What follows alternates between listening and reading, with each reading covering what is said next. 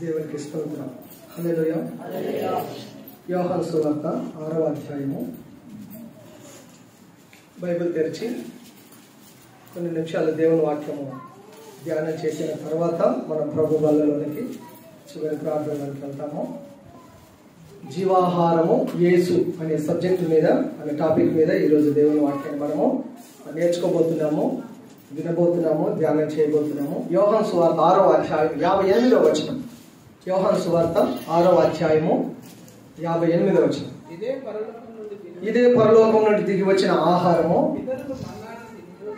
పితరులు మన్నాను తినియు చనిపోయినట్టు కాదు, ఈ ఆహారము తినువాడు ఎల్లప్పుడూ జీవించునని నిశ్చయంగా మీతో చెప్పుచున్నాను. 31 నుంచి కూడా కొన్ని మాటలు చదువుదాము. భుజించుటకు పరలోకం నుండి ఆయన ఆహారం వారికి అనుగ్రహించెను అని రాయబడినట్టు, కాబట్టి యేసు పరలోకం నుండి వచ్చి ఆహారం మోషేకి మీకు ఇయ్యలేదు, నా తండ్రియే పరలోకం నుండి వచ్చు నిజమైన ఆహారం మీకు అనుగ్రహించుచున్నాడు. పరలోకం నుండి దిగి వచ్చి లోకంలోకి జీవం తెచ్చున్నది దేవుడు అనుగ్రహించి ఆహారమై ఉన్నదని మీతో నిశ్చయంగా చెప్పుచున్నానని వారితో చెప్పింది. కావున వారు, ప్రభువా, ఈ ఆహారం ఎల్లప్పుడూ మాకు అనుగ్రహించమని. అందుకే రాయబడిన వాక్యాలు, చదివిన వాక్యాలలో జీవాహారము దేవుడై ఉన్నాడు అనే విషయం మనకు స్పష్టము చేయబడుతుంది. యేసు ప్రభు మాట్లాడారు, జీవాహారమును నేనే. ఎన్నో రకరకాల ఆహారాలు ఉన్నాయి, జీవాహారమును నేనే అని ప్రభువు మాట్లాడుతున్నాడు.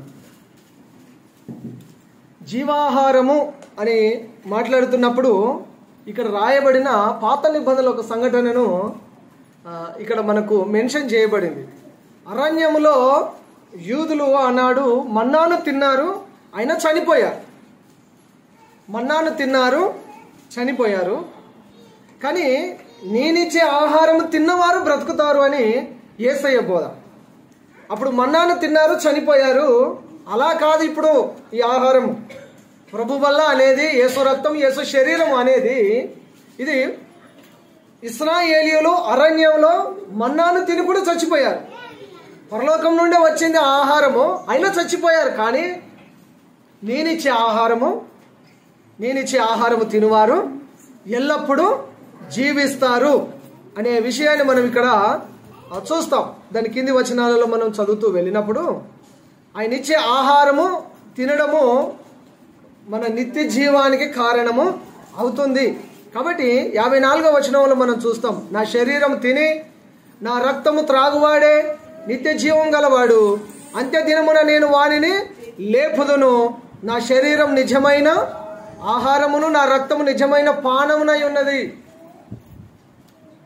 బ్యాక్ వెళ్దాం ఒకసారి. ఇశ్రాయేలీయులు అరణ్యంలో మన్నాను తిన్నారు, ఆయన చనిపోయారు అనే మాట కారణం నుండి కొన్ని విషయాలు మనము ఆలోచన చేసి, నిజమైన ఆహారం ఏది, ఆహారం కానిదేంటో, ఆహారంలో ఉన్న వేరియేషన్ మీ ముందుంచి మనం ప్రభు వల్లలోనికి వెళ్దాం. దేవుని స్తోత్రం. హల్లెలూయా. ఇశ్రాయేలీయులను ప్రభు ఐగుప్తు నుంచి విడిపించి వాళ్ళను నడిపించాడు. వారికి ఒక నాయకుడిని పెట్టాడు. ఆ నాయకుడితో పాటు ఈ ఇశ్రాయేలీయులు ముందు వెనక మేఘస్తంభము, అగ్నిస్తంభముగా దేవుడే ఉండి వారిని నడిపించారు. అరణ్య మార్గంలో నడిచారు, అడవిల పంటే నడిచారు. అరణ్య మార్గం చాలా కఠినమైన మార్గము. అరణ్య మార్గంలో నడిచారు. అది ఒకటో మార్గం, అరణ్య మార్గం.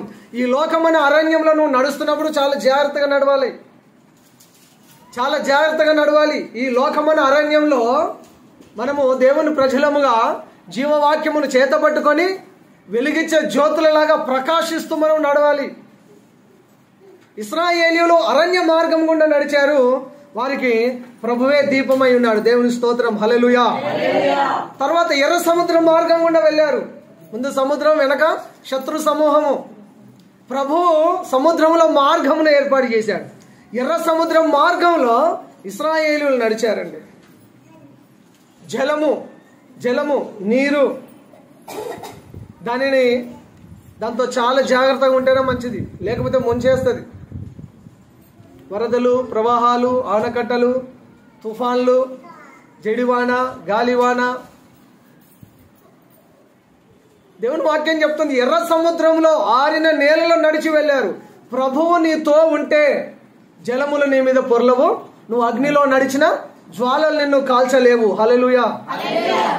ఎర్ర సముద్రం మార్గంలో నడిచారు, ఆరిన నేలను ప్రభు వారికి అనుగ్రహింపజేశాడు. ఈనాడు మనము జీవజలమైన యేసయ్యను చూస్తూ ఆయన బాటలో నడవాలి అని మనకు ఈ మార్గం తెలియజేస్తుంది. తర్వాత ఎడారి మార్గంలో నడిచారు. ఇశ్రాయేలీయులు విడుదల పొందిన తర్వాత ఎడారి మార్గంలో వెళ్ళారు. అక్కడ ఆహారం లేదు, నీరు లేదు, ఏం చేయాలో అర్థం కాని పరిస్థితి. ఎండకు కాలిపోయి, కాలు కాలిపోయి, ఎండకు మగ్గిపోయి ఎడారి ప్రయాణాలు చేస్తూ ఉన్నారు. ఎడారి జీవితం, ఒక ఫలం లేదు, ఒక పండు లేదు, ఒక ఫలభరితమైన జీవితం లేదు.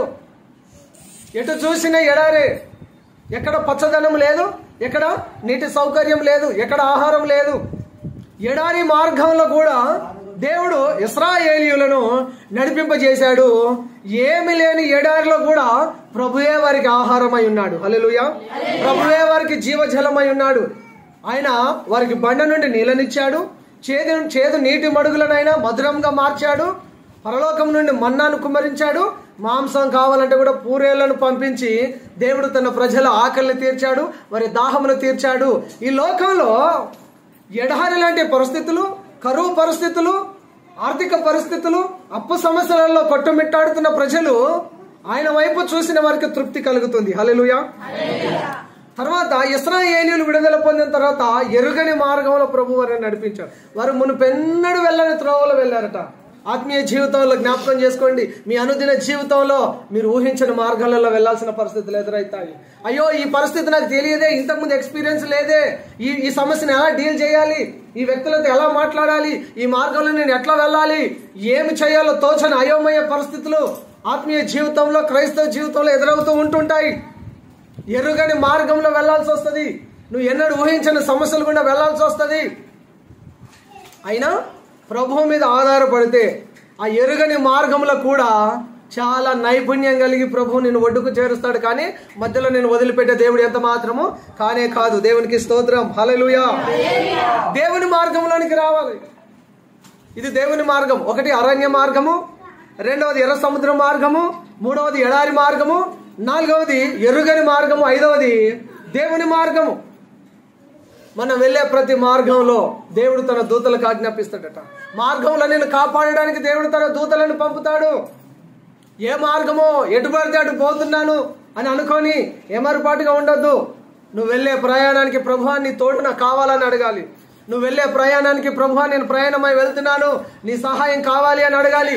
మోషే అడిగాడు, ప్రభువా నీ సన్నిధి రాకపోతే నేను వెళ్ళను, నా మార్గంలో నువ్వు నీ సన్నిధి వస్తేనే నేను వెళ్తాను. ప్రభువు చెప్పాడు, నా సన్నిధి నీతో వస్తుంది, వెళ్ళు అన్నాడు. హల్లెలూయా. దేవుని అడగకుండా ఎక్కడికి వెళ్ళకూడదు, దేవునికి చెప్పకుండా ఎక్కడికి వెళ్ళకూడదు. నీ సొంత మార్గంలో వెళ్తే ఫెయిల్ అయిపోతావు. నీకు ఇష్టానుసారమైన మార్గంలో వెళ్ళిపోతే ఓడిపోతావు, చిక్కుముళ్ళలో పడిపోతావు, అపాయంలో పడిపోతావు. కానీ దేవుని మార్గముకు మనల్ని మనం అప్పగించుకోవాలి. మోషే ప్రార్థన చేశాడు, నీ మార్గములు నాకు తెలియచేయము అని. ఆయన మార్గములు మనకు తెలియాలి. పురాతనమైన ఆయన మార్గంలో వెళ్ళాలి. క్రైస్తవ్యం అనేది ఒక మార్గము, సరి అయిన మార్గము. పాపములో నుండి, దుర్వ్యసనాల నుంచి, దుర్వ్యాపారం నుంచి, పాపభూయిష్టమైన బ్రతుకు నుండి, అనేక రకరకాలైన మరణానికి దారి తీసి అన్ని మార్గాలలో నుండి యేసయ్య మార్గంలోకి వచ్చిన వారందరూ అద్భుతంగా మారిపోతున్నారు. హల్లెలూయా. బ్రతుకులు మార్చే మార్గము యేసయ్య మార్గం. ఇది దేవుని మార్గం. ఈ మార్గంలోనికి వచ్చిన వారికి, ఈ మార్గంలో నడిచిన వారికి, ఈ మార్గంలో ఉన్న మాధుర్యం రుచి చూసిన వారికి తెలుస్తుంది.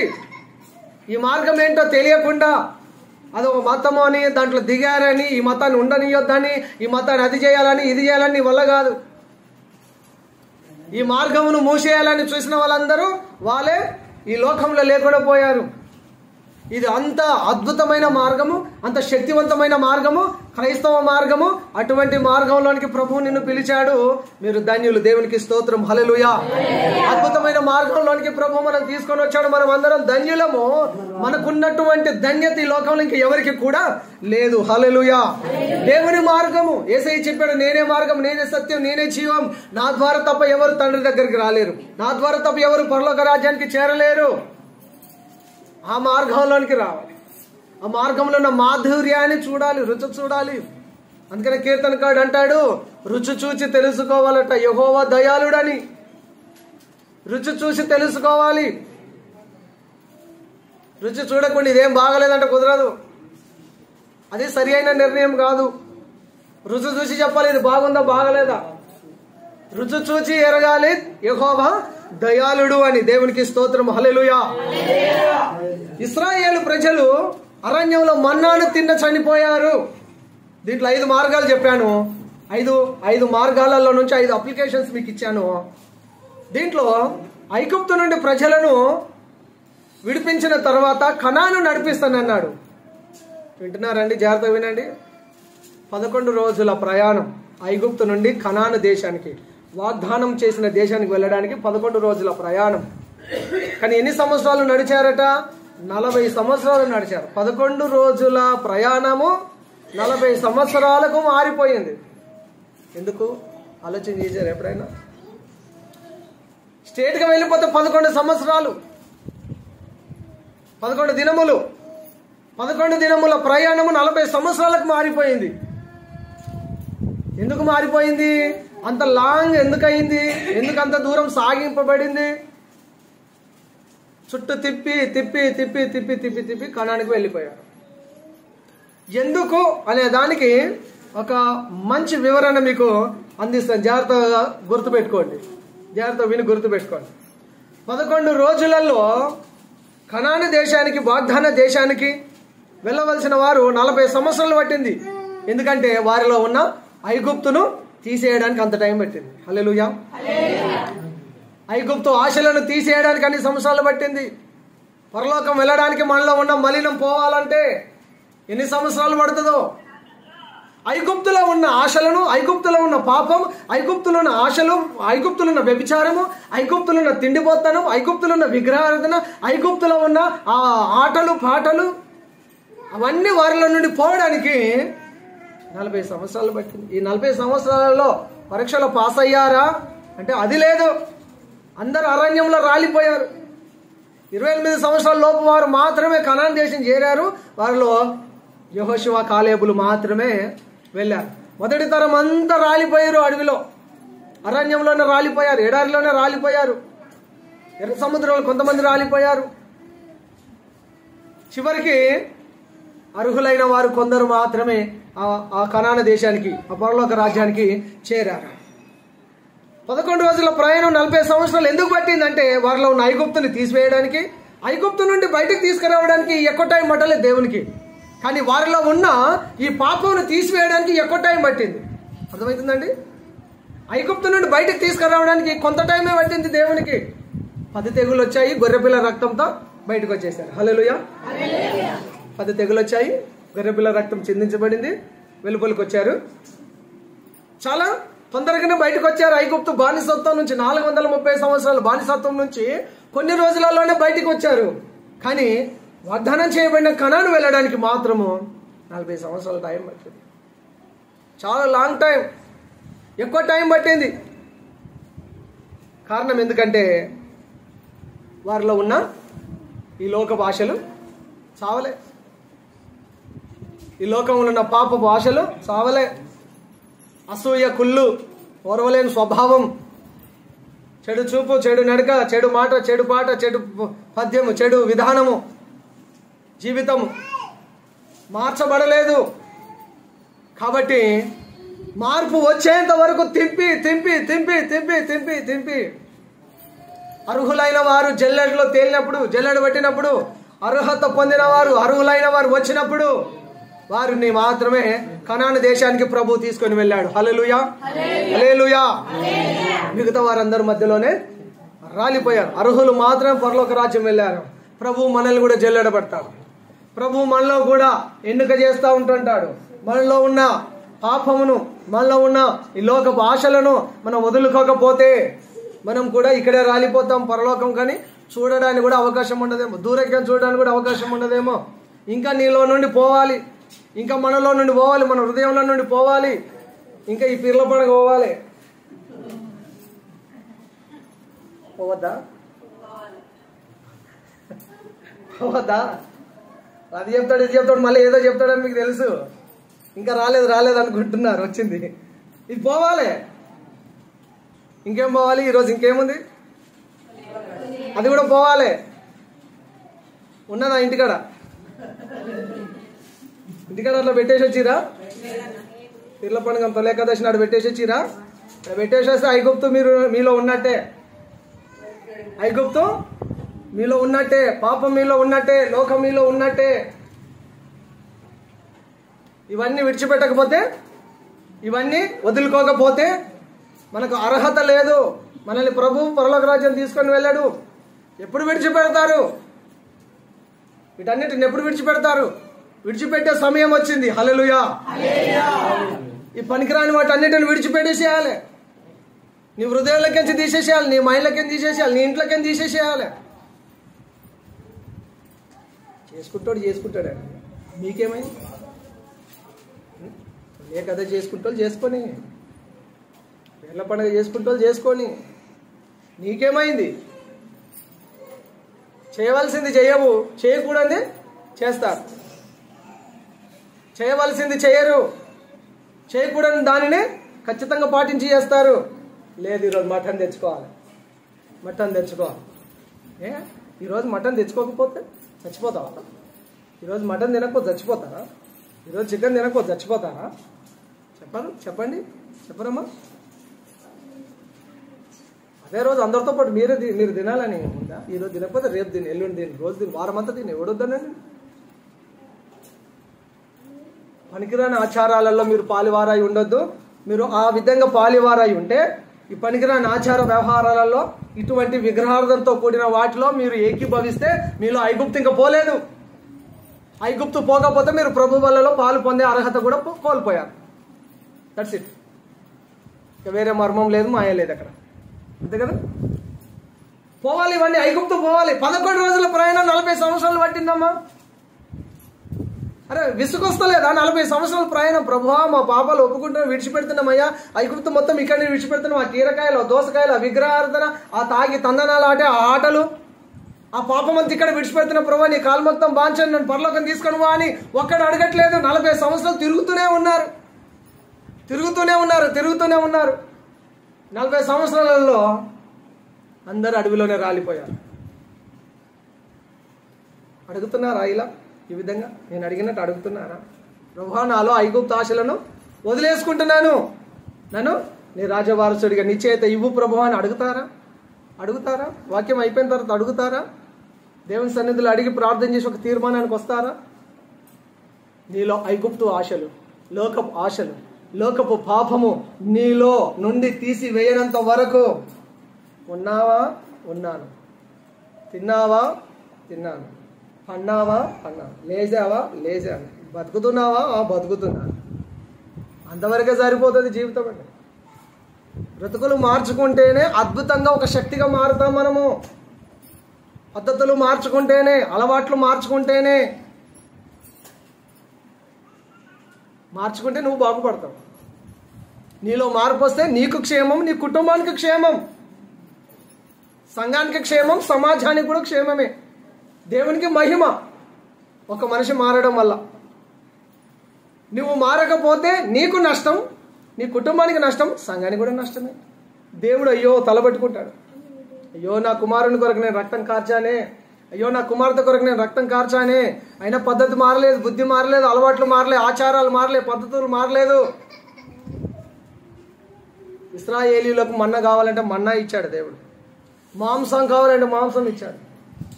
మన్నా తిన్నారు, మాంసం తిన్నారు, గొంతు వరకు తిన్నారు. యెహోవా ఎవడో అన్నారట. దేవుని ఉగ్రత స్పీడ్గా వచ్చింది. పళ్ళల్లో నుండి టూత్పిక్ తీసుకొని పళ్ళల్లో నుంచి పుల్ల పెట్టి తీసే లోపల దేవుని ఉగ్రత వచ్చింది. చచ్చిపోయారు ప్రజలు. అటువంటి ఉగ్రతకు తావు ఇవ్వకూడదు అనే ఈ వాక్యం మన దగ్గరికి హెచ్చరికగా వచ్చింది. హల్లెలూయా. మన పితరులు అరణ్యంలో మన్నాను తిన్న చనిపోయారు. కానీ యేసయ్య చెప్పాడు, నా ఆహారం లేదా నా శరీరం నిజమైన ఆహారము, నా రక్తం నిజమైన పానం. ఇందులో పాలు పొందేవాడు, ఇందులో చేయి వేసేవాడు సామాన్యుడు కాదు. ఇందులో పాలు వేయడానికి వాడు పూర్తిగా సిద్ధపరచబడి వచ్చి ఇందులో పాలు వేస్తాడు. ఇందులో చేయి వేస్తే, ఇందులో పాలు పొందితే వాడు ఎల్లప్పుడూ జీవిస్తాడు. హల్లెలూయా. విశ్వసించువాడే నిత్య జీవం గలవాడు, జీవాహారం నేనే. ఈరోజు డైలీ వాక్యం అదే, పొద్దున్నే చూసారా? విశ్వసించువాడే నిత్య జీవం గలవాడు, జీవాహారమును నేనే. ఈరోజు వాక్యాంశం అదే, జీవాహారమును నేనే. ఎన్నో రకరకాల ఆహారాలు ఉన్నాయి. పితరులు మన్నాను తిన్నారు, పరలోకపు ఆహారం తిన్నారు, కూడా చనిపోయారు. ఎందుకంటే బుద్ధులు మారలే, పరిస్థితులు మారలే, అలవాట్లు ఆచారాలు మారలేదు. కాబట్టి మనం అలా ఉండకూడదు. హల్లెలూయా. మనం ఎలా ఉండకూడదు? వారి వల్లే ఉండకూడదు. మనము క్రీస్తుని పోలి జీవించాలి. నెక్స్ట్ శరీరాహారం ఉందండి, చదువుతారా? ఇప్పుడు చదవండి అమ్మ వాక్యాలు. శరీరాహారం ఉంది. లూకా సువార్త 21:34. స్పీడ్గా చదువుతానంటే రిఫరెన్స్ చదివిస్తాను. నీ హృదయం ఒకవేళ తిండి వలనను, మత్తు వలనను, ఐహిక విచారం వలనను మందంగా ఉన్నందున ఆ దినము అకస్మాత్తుగా నీ మీదికి ఉరి వచ్చినట్టు రాకుండా మీ విషయమై మీరే జాగ్రత్తగా ఉండండి. శరీరపు ఆహారం ఒకటి. ఇందాక 5 మార్గాలు చెప్పాను. ఎన్ని మార్గాలు? అరణ్య మార్గం, ఎర్ర సముద్ర మార్గం, ఎడారి మార్గము, ఎరుగని మార్గం, దేవుని మార్గం. ఇప్పుడు 5 రకాల ఆహారాలు. ఒకటి శరీర ఆహారం. నువ్వు తిండి వలన, మత్తు వలన, ఐహిక విచారం వలన మందంగా ఉంటే, సోమరిగా ఉంటే, అకస్మాత్తుగా నీ మీదకి ఉరి వచ్చినట్టుగా ఆపద వస్తుంది. అకస్మాత్తుగా నీ మీదకి ప్రాణాపాయం వస్తుంది. అకస్మాత్తుగా ఏం జరుగుతుందో తెలియని పరిస్థితి, అకస్మాత్తుగా యాక్సిడెంట్గా అయిపోతుంది. ఏం జరిగిందని తేరుకునే లోపు అవుట్, అంతా అయిపోతుంది. తిండి తిండి తిండి తిండి కొరకు, తిండి కొరకు, తిండి కొరకు ఫైటింగ్, తిండి కొరకు గొడవ, తిండి కొరకు. ఒక పూట లేకపోయినా పెద్ద ప్రాబ్లం లేదు. 40 రోజులు ఉపవాసం ఉన్న వాళ్ళు ఎట్లా ఉంటారు మరి? 3 రోజులు ఉపవాసం ఉన్న వాళ్ళు ఎట్లా ఉంటారు మరి? ఏం తినకుండా. ఒక పూట వెనక అయితే, లేదా ఒక పూట లేట్ అయితే, ఒక పూట మిస్ అయితే నానా గందరగోళం. ఏం కాదు, ప్రాణాలు ఏం పోవు. తిండి కొరకు నీ ఆత్మీయ జీవితాన్ని పాడు చేసుకోవద్దు. శరీరాహారం తిండి వలన నువ్వు తిండిపోతూ అయితే గొంతు కత్తి పెట్టుకోమని, అంటే లిమిట్ పెట్టుకోమని చెప్తుంది వాక్యం. ఫుడ్ లిమిట్ ఉండాలి. ఫుడ్ లిమిట్ ఉండాలా, ఉండొద్దా? ఉండాలా? అందరు తినమని చెప్తే మీరు తినొద్దని చెప్తున్నారని అంటున్నారా? లిమిట్ తినమని చెప్తున్నా. తిండే తిండి తిండి తిండి తిండి తిండి కొరకు బ్రతకలేము.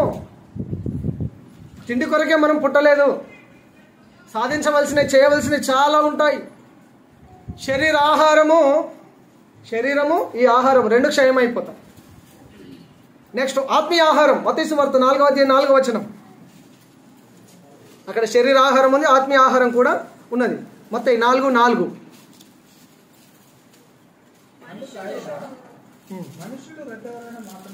మనుషుడు రొట్టె వలన మాత్రమే కాదు కానీ, ఓకే, శరీర ఆహారం. మనుషుడు రొట్టెతో బ్రతుకుతా ఉన్నాడు.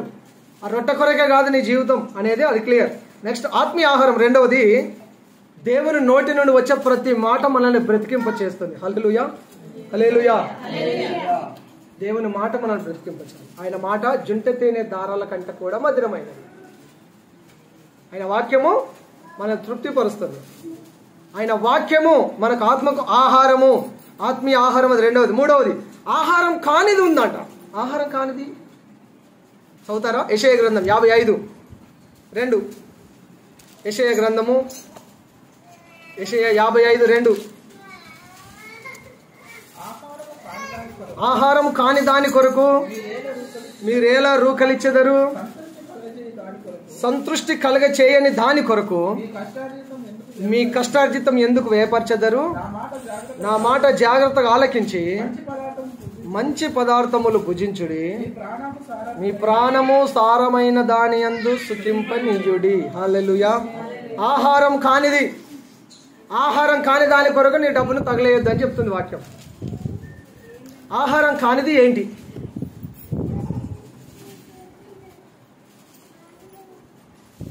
ఆహారం కానిది ఏంటి?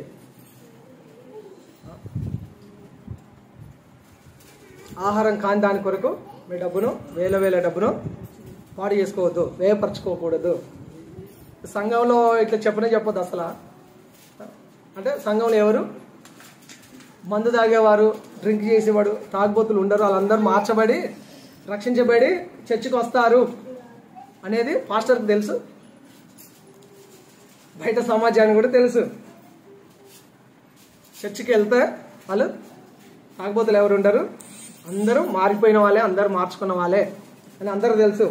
కానీ విచారం ఏంటంటే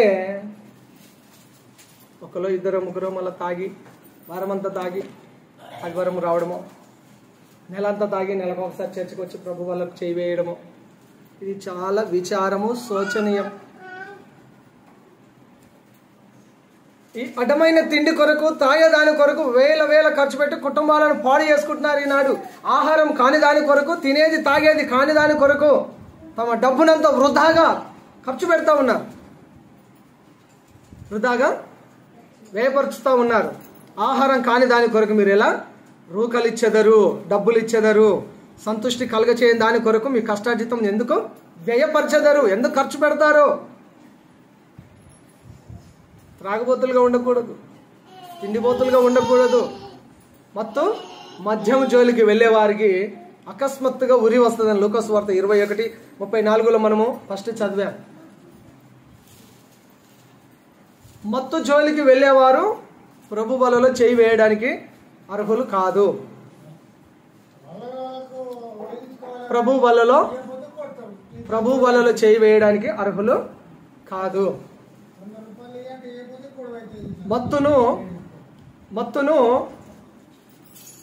త్రాగేవారు ప్రభు బలలో పాలు పొందడానికి అర్హులు ఎంత మాత్రము కాదు. అవుతారా? కారా?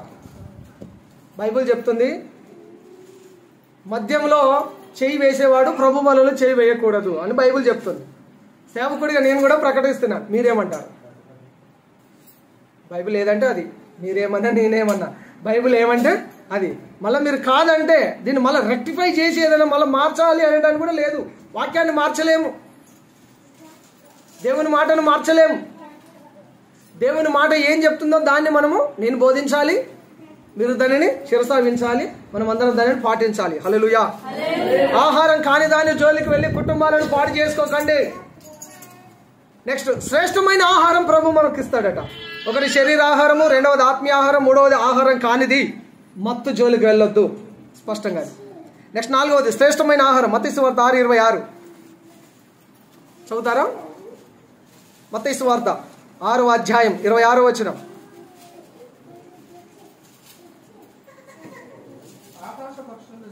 ఆకాశ పక్షులను చూడండి,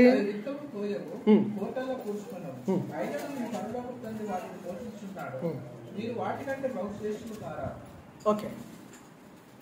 మీ పరలోకపు తండ్రి మిమ్మల్ని పోషిస్తాడు. ఆకాశ పక్షులను పోషిస్తున్నాడు. వాటికంటే శ్రేష్ఠులు మీరు. మీకు శ్రేష్టమైన ఆహారాన్ని ఇచ్చి ఆయన పోషిస్తాడు. హల్లెలూయా. శ్రేష్టమైన ఆహారాన్ని ఇచ్చి ఆయన మిమ్మల్ని పోషిస్తాడు. అతి శ్రేష్టమైనది ఆయన ఇచ్చి పోషిస్తాడు. శ్రేష్టమైన ఆహారం ప్రభు మనకిస్తాడు. శ్రేష్టమైన ఆహారం కొరకు ప్రయాసపడాలి, ప్రయత్నం చేయాలి. శ్రేష్టమైన దాని కొరకు చూడాలి. పాపభూయిష్టమైనది, అపవిత్రమైన దాని జోలికి వెళ్ళి ఆరోగ్యాన్ని, ఆత్మీయతను పాడు చేసుకోవద్దు. దానియేలు అపవిత్రమైన ఆహారాన్ని నేను ముట్టను అన్నాడు. అలాంటి తీర్మానం మనం కూడా చేయగలగాలి. శ్రేష్టమైన ఆహారం కావాలి నాకు అన్నాడు, అది ప్రభువిచ్చే ఆహారం. ఆ విగ్రహార్పితమైన ఆహారం నాకు వద్దు అన్నాడు. అపవిత్రమైన ఆహారమును ఆయన ముట్టలేదు, దాన్ని కనీసం టచ్ కూడా చేయలేదు. చివరిది యేసయ్య చెప్పాడు 54-55 వచనంలో, మత్తయి సువార్త, యోహాను సువార్త 6:54-55 ఫస్ట్ మనం చదివాం కదా. మళ్ళా మొత్తం తిరిగి మళ్ళీ మనం అక్కడికి వచ్చాం ముఖ్య వచనం కాడికి. యోహాను సువార్త 5వ అధ్యాయం 54, 55 వచనంలో ఆ మాట చదువుదాం. ప్రభు వల్ల యేసయ్య చెప్పాడు. చివరిది ప్రభు వల్ల. శరీరాహారము, ఆత్మీయ ఆహారము, ఆహారం కానిది శ్రేష్టమైన ఆహారము. 5వది ప్రభు వల్ల. ప్రభు వల్ల గురించి ఇక్కడ మనం చదివాము 6వ అధ్యాయం 54 వచనంలో. చదువుతారా? నా శరీరం తిని నా రక్తం త్రాగువాడే నిత్య జీవం గలవాడు, అంత్య దినమున నేను వానిని లేపుదును. నా శరీరం నిజమైన ఆహారము, నా రక్తం నిజమైన పానమునై ఉన్నది. నా శరీరము తిని నా రక్తం త్రాగువాడు నా యందు నేను వాని యందు నేను నిలిచి ఉందుము.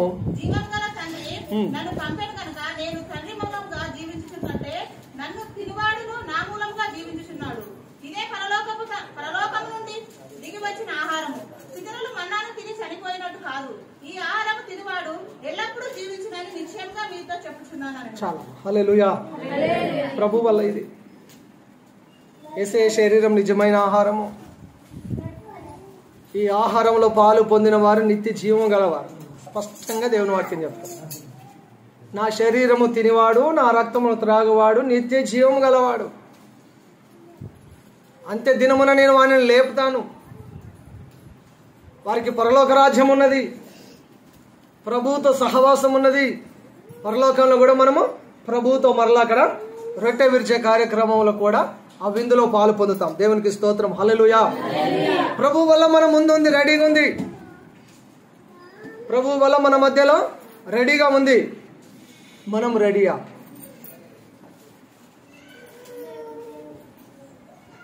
ఏ అపవిత్రత లేదు, ఏ పాపం నాలో లేదు.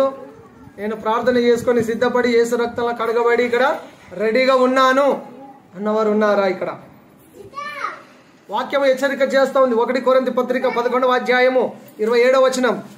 ఈ చివరి మాట చదివి మనము ప్రార్థనలోకి వెళ్దాము. 1 కొరింథీ 11వ అధ్యాయం 27. కాబట్టి ఎవడు అయోగ్యముగా ప్రభు యొక్క రొట్టెను తినును లేక ఆయన పాత్రలోనిది త్రాగును కాబట్టి ప్రతి మనుష్యుడు తనను తాను పరీక్షించుకొనవలెను. అలాగా చేసి ఈ రొట్టెను తిని పాత్రలోని త్రాగవలెను. ప్రభు శరీరమని వివేచింపక దీన్ని త్రాగువాడు తనకు శిక్ష విధి కలుగుటకే తిని త్రాగుచున్నాడు. ఇందువలననే మీలో అనేకులు బలహీనులను రోగులనై ఉన్నారు, చాలా మంది నిద్రించుచున్నారు. అయితే మనలను మనమే విమర్శించుకొనని ఎడల తీర్పు పొందకపోదుము. చాలా అద్భుతమైన మాటలు ఇక్కడ. ఎవడు అయోగ్యంగా ప్రభు యొక్క బల్లలో చేయి వేయొద్దు. యోగ్యత కలిగి అర్హత కలిగి అందులో చేయి వేయాలి.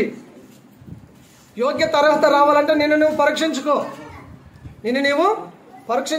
ఇతరులు నేను ఎవరు పరీక్షించరు. ఇలా రక్త పరీక్షలు ఏమి లేవు. రక్త పరీక్షలు ఏమి లేవు. స్కానింగ్ ఏమి లేవు ఇక్కడ. నిన్ను నువ్వు పరీక్షించుకో. నిన్ను ఎవరు పరీక్షించరు. నిన్ను నువ్వు పరీక్షించుకో. సెల్ఫ్ ఎగ్జామిన్ చేసుకోవాలి. నిన్ను నువ్వు పరీక్షించుకోవాలి. నిన్ను నువ్వు విమర్శించుకోవాలి. ఎవరు విమర్శించడానికి అవకాశం ఇవ్వద్దు. నిన్ను నువ్వు విమర్శించుకో, పరీక్షించుకో, అర్హత సంపాదించుకో, ప్రభు చేత యోగ్యత ముద్ర వేయించుకో, సిద్ధపాటు కలిగి ఉండి ప్రభు వలలో చేయవేయడానికి ముందుకు రండి. ప్రభు మిమ్మల్ని దీవించును గాక. ఆమేన్. ప్రార్థన చేసుకుందాం. అందరం తలలు వంచి కళ్ళు మూసుకొని ప్రార్థన చేసుకుందాం. ఒక నిమిషం అందరం తలలు వంచి కళ్ళు మూసుకొని ప్రార్థన చేసుకుందాం.